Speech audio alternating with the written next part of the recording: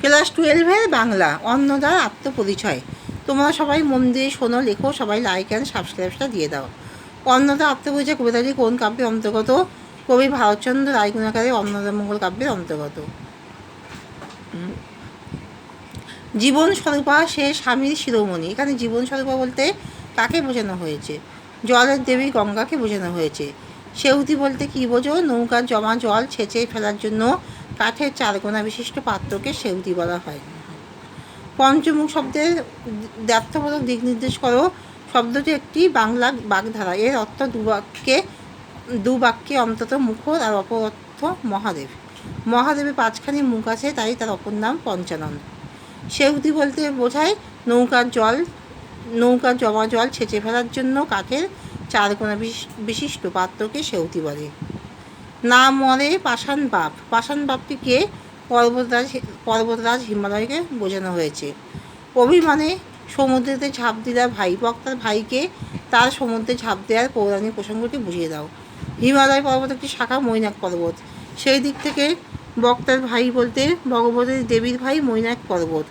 সমুদ্রে ঝাঁপ দেওয়ার পৌরাণিক যে প্রসঙ্গটি হলো, আপাতর্থে দেবী ভগবতীর ভাই মৈনাক সমুদ্রে ঝাঁপ দিয়েছে দুঃখে, কারণ তার প্রিয় ভগিনীকে এমন কুপাত্রে দান করা হয়েছে। প্রকৃত অর্থে পুরাণে কথিত আছে, পূর্বে নাকি পর্বতসমূহে পাখা ছিল, তারা সর্বত্র উড়ে যেতে পারত। যেখানে গিয়ে উড়ে পড়তো সেখানে অধিবাসীদের ক্ষয়ক্ষতি হতো। তখন দেবরাজ ক্ষুদ্র হয়ে বজ্র দ্বারা এই পর্বতের পক্ষ ছেদ করতে থাকে। যাদের মৈনাকের পর্বতের দেবরাজের ভয় মৈনাক পর্বত উড়ে গিয়ে সমুদ্র জলে নিমজ্জিত হলো। ভগবান এখানে এই প্রসঙ্গটি উল্লেখ করেছেন। সিদ্ধিতে নিপুণ। সিদ্ধি কথাটি দুটি অর্থ কী? সিদ্ধিতে নিপুণ প্রথম অর্থ ভাং নামক উদ্ভিদ যা মাদক, কেউ গাঁজাকেও সিদ্ধি বলে।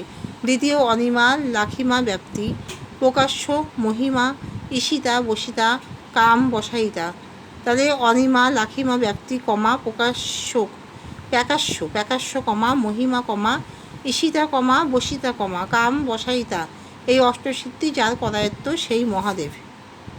কুকথায় পরম কণ্ঠভরা বিষ, কেবল আমার সঙ্গে দ্বন্দ্ব অহর্নিশ। এর ত্যাত্তপরের কথায় যে বোঝানো হয়েছে তার অর্থ কী? অন্নপূর্ণার স্বামী গুণহীন খারাপ পুরুষ, তিনি অত্যন্ত মন্দ ভাষায় কথা বলেন, তাই দেবী অন্নপূর্ণার সঙ্গে স্বামীর কলহ হয়। অন্যদিকে অর্থ হলেও দেবী অন্নপূর্ণার স্বামী দেবাদিদেব মহাদেব। পৃথিবীর ভালো মন্দ সমস্ত আলোচনায় তার 5টি মুখ সর্বদা ব্যস্ত থাকে। দেবী অন্নপূর্ণার সঙ্গে তার অবিচ্ছেদ্য মিলন। এখানেই শেষ করলাম।